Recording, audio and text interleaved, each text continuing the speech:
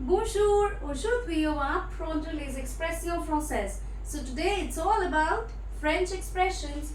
These are some common expressions that you can use in everyday life. Let's get started. So première expression, quoi, neuf. Quoi de neuf? Quoi de neuf? What's new? Deuxième expression, ça marche. Ça marche can be it works. It works well with me. Okay. Next one, this is something that you can use in your letters also. Ça fait longtemps.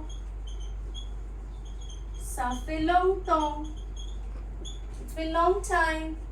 Ça fait longtemps que je ne t'ai pas écrit. It's been long time that I've not written to you. Quatrième. This is for someone who's not feeling well. You can say to that person, bon rétablissement. Bon rétablissement. Take care. Bon rétablissement. Get well soon. Take care. So till now, we've done quoi de neuf, ça marche, ça fait longtemps, bon rétablissement, et la dernière expression and the last one, bravo, continuez, comme ça.